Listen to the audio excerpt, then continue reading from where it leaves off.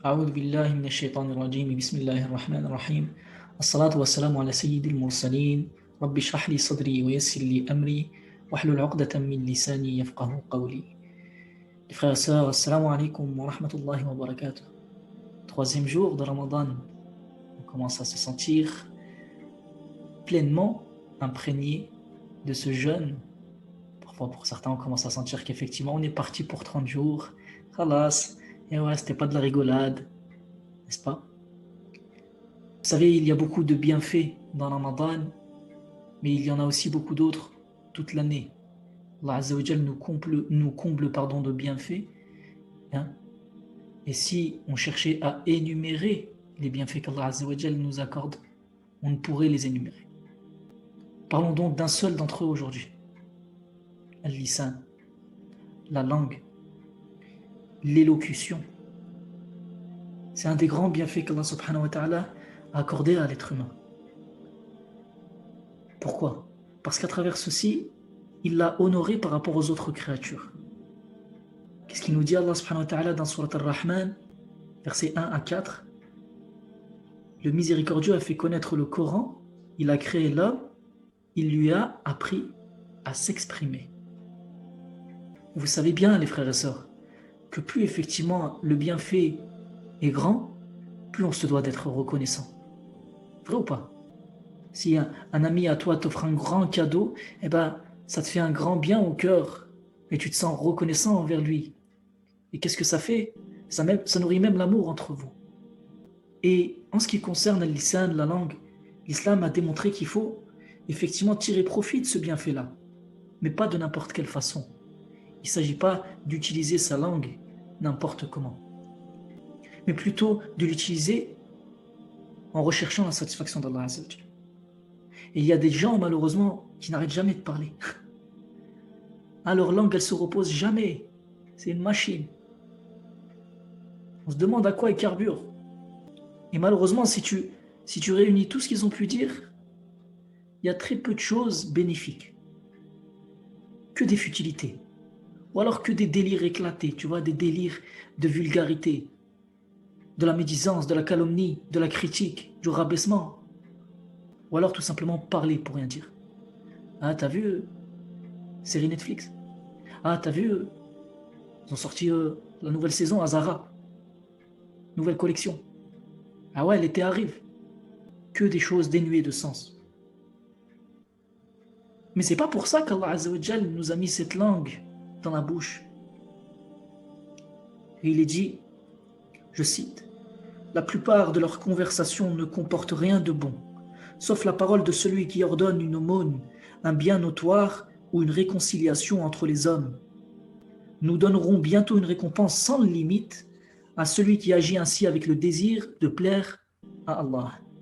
Surat An-Nisa, les femmes, verset 114. Et naam, tu dois te poser la question avant de parler à quelqu'un. Est-ce qu'il y a quelque chose qui nécessite mon intervention? Est-ce qu'il y a un motif respectable, un motif louable? Et dans ce cas-là, tu peux parler, bismillah. Et là où il n'y a pas de nécessité, abstiens-toi. Abdullah ibn Mas'ud radiallahu anhu a dit, par Allah l'unique, il n'y a rien sur toute l'étendue de la terre qui ait besoin d'être enfermé aussi longtemps que la langue. Rapporté par Tabarani. Et de son côté, Abdullah ibn Abbas radiallahu anhuma, a dit, il y a 5 choses qui valent mieux que les chevaux pur sang. Vous savez, les chevaux pur sang, c'est quelque chose qui est assez cher, surtout à l'époque. Je cite, ne parle pas de ce qui ne te regarde pas, car c'est de l'indiscrétion. En plus, tu risques de t'exposer au pire des conséquences. Ne parle pas de ce qui ne parle de ce qui te concerne que lorsque tu en as l'opportunité. Car bien des hommes ont parlé inopportunément de ce qui les regarde et ils eurent tort. Car même quand ça te regarde, tu dois y réfléchir. Ne te mesure ni au magnanime ni au menteur, car le magnanime t'écrase et le menteur te nuira. Parle de ton frère pendant son absence comme tu aimerais qu'il parle de toi et excuse-le de ce que tu aimerais qu'il t'excuse. Agis comme un homme qui estime qu'il recevra des récompenses pour ses bonnes actions et répondra de ses forfaits. Rapporté par Ibn Abid Dunya. Et naam, si tu lâches ta langue comme ça à tout va, tu vas faire des dégâts inimaginables. Tu vas peut-être même te corrompre le cœur. Et c'est comme ça que ça se passe. Regardez l'évolution des enfants, notamment. Un jeune, il a 10 ans, etc. Et hop, il dit son premier gros mot. Et personne ne le reprend. Personne ne le corrige. Personne ne revoit ses fréquentations. Personne ne cherche à le cadrer. À 14-15 ans, tu peux être sûr qu'il va dire des gros mots qui te dépassent. Des gros mots qui font mal aux oreilles, tellement ils sont forts. Regardez aujourd'hui notamment également comment les jeunes aussi jurent sur tout et n'importe quoi. Et la tête de ceci, et sur le Coran, et sur la Mecque, et sur les deux en même temps, et sur et ceci, et sur cela. En oubliant qu'ils ne doivent jurer que par Allah, subhanahu wa ta'ala. Quoi de plus grand, de plus noble qu'Allah, subhanahu wa ta'ala. Pour montrer qu'il faut pas jurer pour rien. Et ça, très souvent, le fait de jurer, c'est que tu n'as aucune parole. Si tu étais un homme ou une femme qui a une parole, un engagement véridique, tu n'as pas besoin de jurer. Le prophète sallallahu alayhi wa sallam nous dit: la foi du serviteur n'atteint la rectitude que si son cœur devient droit. Et son cœur ne devient droit que si sa langue acquiert la droiture. Rapporté par Ahmed. Tu veux que ton cœur se corrige? Tu veux trouver ta stabilité dans la foi? Tu veux trouver ton juste milieu? Ta force, ta quiétude, ta paix intérieure? Et corrige ta langue. C'est une porte de réussite. Corrige-toi.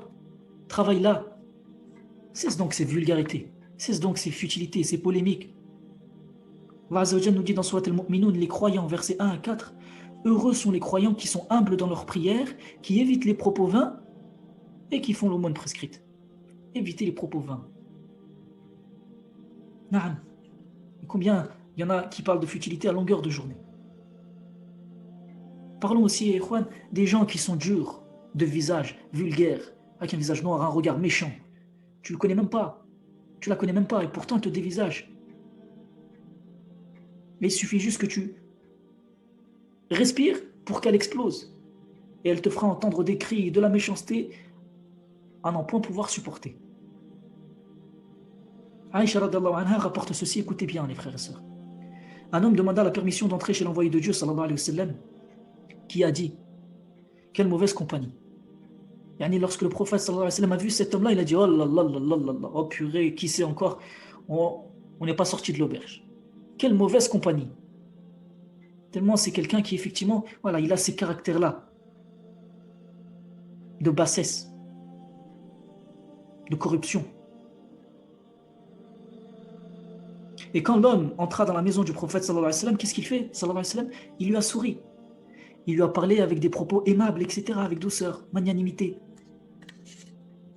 Et quand il est reparti, cet homme, il y a Aïcha qui lui a dit: Ya Rasulullah, ô envoyé de Dieu, quand tu as vu cet homme-là, tu as dit ceci et cela, quelle mauvaise compagnie. Et ensuite, tu l'as reçu avec le sourire. Comment t'expliques ça? Si on a une scène comme ça, Ikhwan, aujourd'hui, devant nous, on dira: tiens, celui-là, c'est un hypocrite, regarde, en face, il va lui sourire et derrière, il va dire: oh là là. Vrai ou pas, on va réagir comme ça, parce qu'on manque de sagesse, on manque de lucidité, on manque de clairvoyance. Vous savez ce qu'il a répondu, sallallahu alayhi wa sallam, à Aïcha, radiyallahu anha? Il a dit: Ya Aïcha, depuis quand est-ce que tu me trouves grossier et pervers? Depuis quand? L'homme dont la situation est la pire auprès de Dieu au jour de la résurrection est celui que les gens fuient pour éviter son insolence. Rapporté par le Bukhari. Le prophète sallallahu alayhi wa sallam lui dit: je ne vais pas être insolent avec quelqu'un qui est insolent. Je ne vais pas être vulgaire avec quelqu'un s'il est vulgaire avec moi. Bien sûr, je vais éviter de rentrer dans la vulgarité, de rentrer dans le conflit, dans la dispute, dans la polémique. J'évite. Regardez le noble caractère de Nabi alayhi sallam. Et ça, cette attitude-là, elle est confirmée par l'expérience du prophète sallallahu alayhi wa sallam.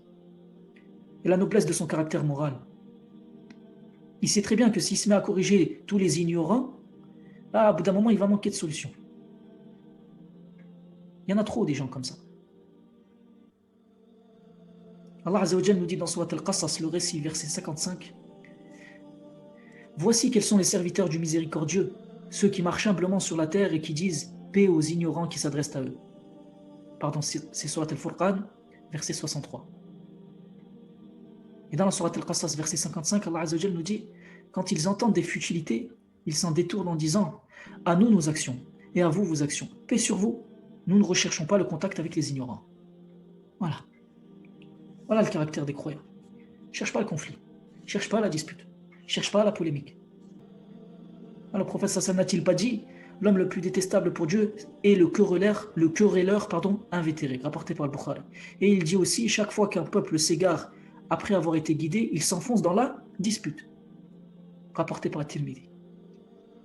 Il faut savoir que ces gens-là, les frères et sœurs, ils n'ont aucune limite. Ils veulent que parler. Parler.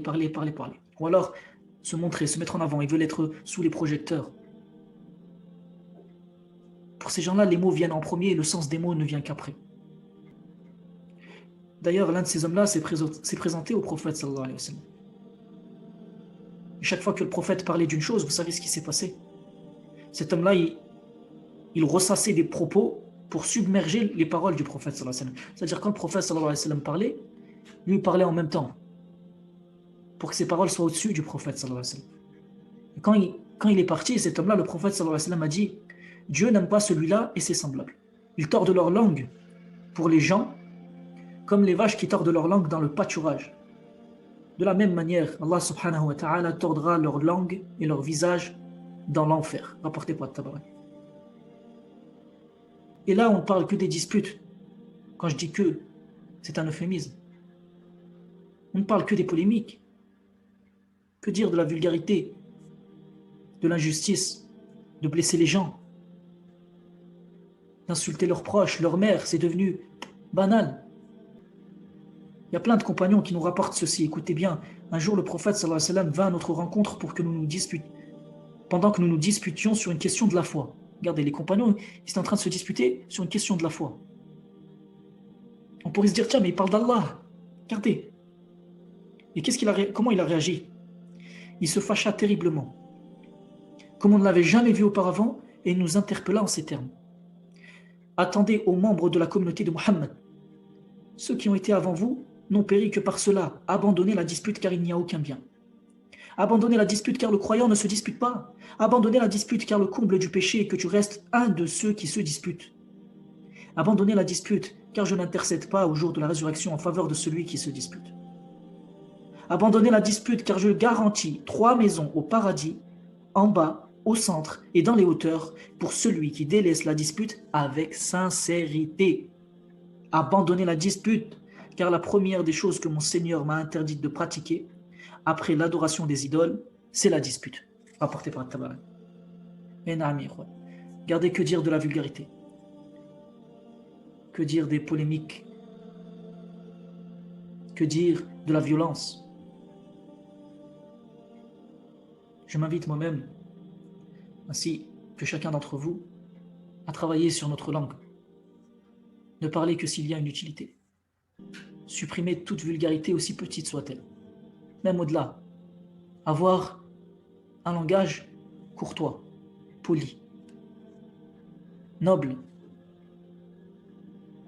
Et laissons tomber un petit peu ces wesh-wesh. Tu vois, parfois ça reste, c'est des traces qui restent. Mais rien ne vaut un langage élégant. Un langage beau, courtois, carré, responsable. Et ne sous-estimons pas les paroles de bassesse ou familières. Car effectivement, elles ouvrent la porte à des vulgarités plus grandes. Qu'Allah Azza wa Jal nous accorde la rectitude de notre langue, qu'il en fasse une raison de la rectitude de notre foi et qui nous rapproche de lui, subhanahu wa ta'ala, et fasse de notre langue une langue utile pour la communauté. Une langue avec laquelle il utilisera, de par sa sagesse, qu'il l'utilisera pour guider les autres. هذا ما أعلم والله أعلم وأعلم اللهم صل وسلم وبارك وأنعم على حبيبنا محمد سبحانك اللهم وبحمدك نشهد أن لا إله إلا أنت نستغفرك ونتوب إليك سبحان ربك رب العزة عما يصفون وسلام على المرسلين والحمد لله رب العالمين. À demain, Inch'Allah, pour une 4e vidéo, Inch'Allah. Barakallahu fikum.